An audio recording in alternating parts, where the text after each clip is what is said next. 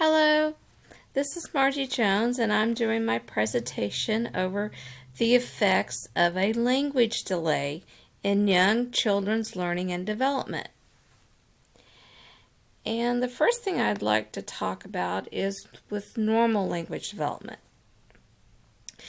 And normal language development occurs naturally from birth. So usually from birth, children, they're going to learn normal language development. And normal language development is acquired. And with normal language development, when children are exposed to language and normal social interactions, they usually will learn normal language development. And normal language follows a predictable sequence of development. And as you can see over here at the side, it kind of shows the predictable sequence of development from birth to 12-month-old. Okay, now I would like to talk about some of the building blocks of language. The first one is sounds of speech, and usually babies will babble and they'll learn different sounds of speech. And then usually they will learn word structures, such as, a baby saying dada or mama. And usually this is done somewhere around a year old. And then young children, they start to learn grammar. And then they start to learn, well, what does that word mean? And vocabulary. Such as a lot of times you can tell a 1-year-old, a ball, and they understand, looking at a ball, that's a ball. And then they start to learn the intent and the context of language. And then they learn phonological, and they become phonological aware of words. And then they eventually are going to learn the social rules of language. Now let's talk about what is a language delay. Now, what I'm talking about here is the primary delay, because there's a primary delay and then there's secondary language delay. But I'd like to talk here about the primary delay, and that is when a child's language development is slower than the key milestones in the children's development. Okay, and usually this happens in two different ways. There's receptive language development, which is the understanding of language, or there's the expressive language delay, which is the use of language. Okay, now I'm going to talk about the secondary language development. And usually this happens with children that have autism. They could have a hearing impairment. In other words, they have, they can't hear well. Also, too, there could be a global developmental delay, such as maybe a hurricane or something like that. Something came along and destroyed an area, so that would be a global developmental delay. And also there's the cognitive developmental delay, where there's something maybe wrong in the brain development, or there could be another developmental delay that's causing the language delay. And now I would like to talk about what are some of the common features of a language delay. A child is late to talk. In other words, the child doesn't say a word by 18 months old. Okay, the child doesn't develop any new words. In other words, the child might say its first couple words like mama or dada, but then doesn't say any other words by the time they're 3 years old. And then also, too, by age 2, the child says less than 50 words. Because normally by the time they're 3, they should be saying around 250 words. By age 2, doesn't use 2-word combinations. And then also, too, the child doesn't understand what is being said to them. In other words, that would be a delay with the receptive language. They don't understand what people are saying to them. A child has difficulties with getting their message across. In other words, they're having a lot of trouble with their expressive language. They're having a lot of trouble talking or not able to let someone understand what they're trying to say. A child has difficulty with putting words together in a sentence. In other words, they can't say, Mama sit, or,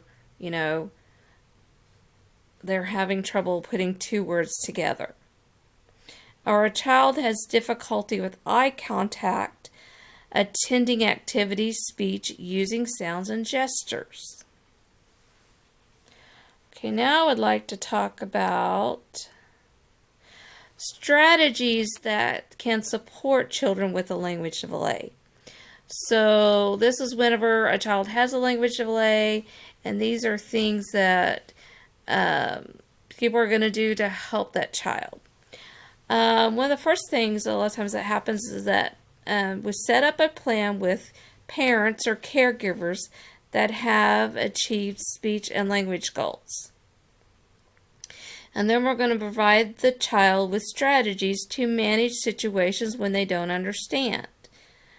We're going to communicate between health professionals and educational staff to provide information to be incorporated into the educational plan.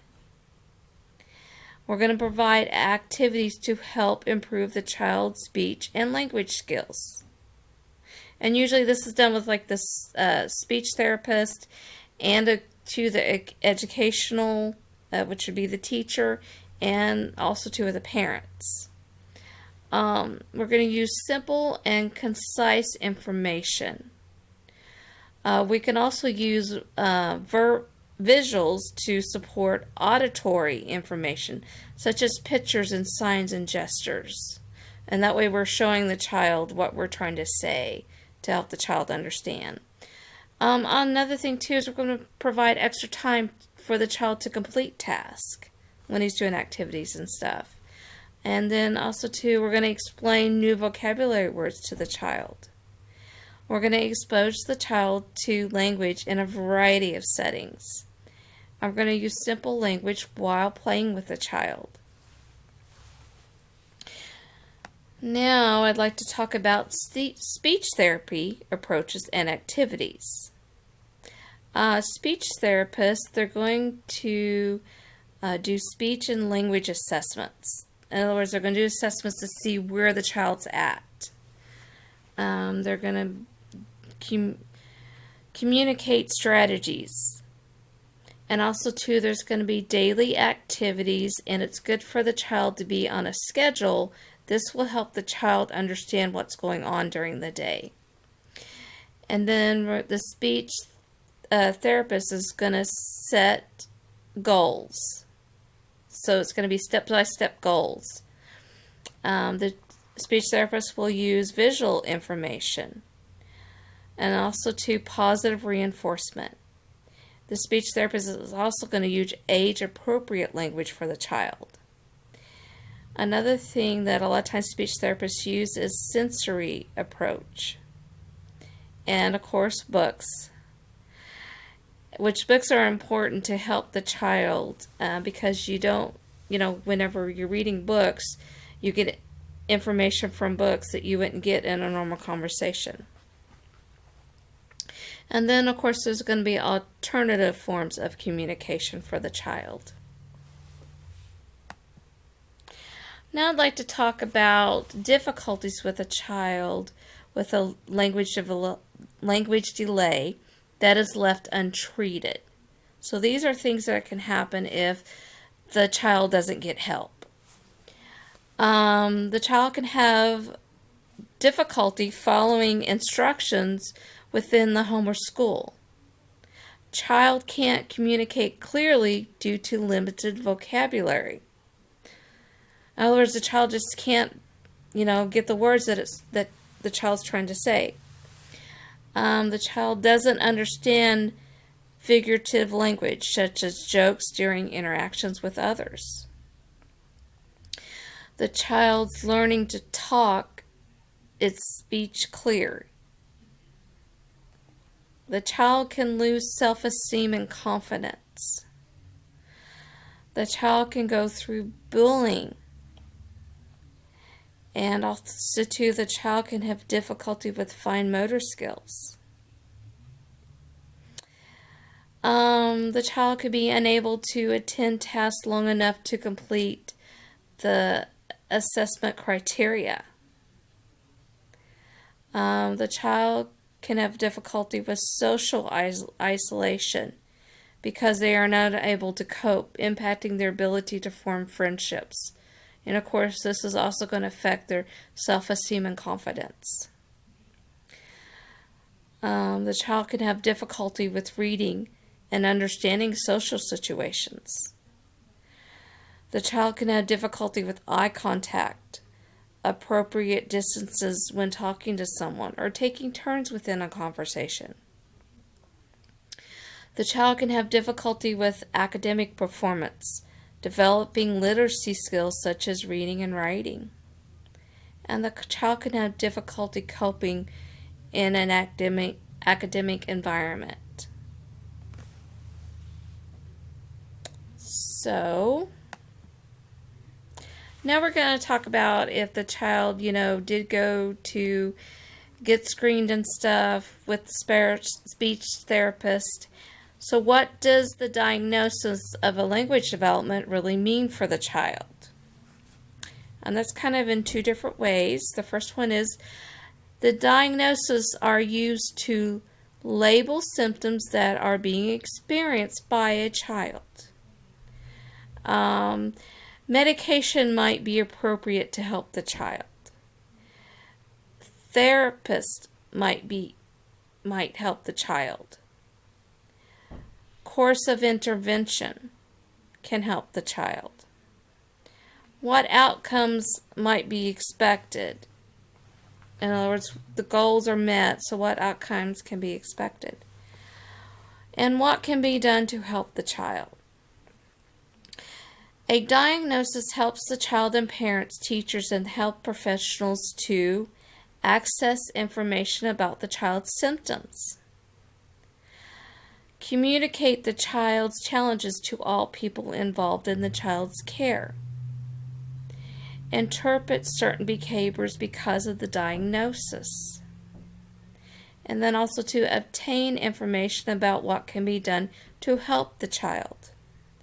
And determine specifically where and how to help the child. And this works really good if all the parent, teachers, and health professionals are working together and on the same page. Well, that's my end of my presentation.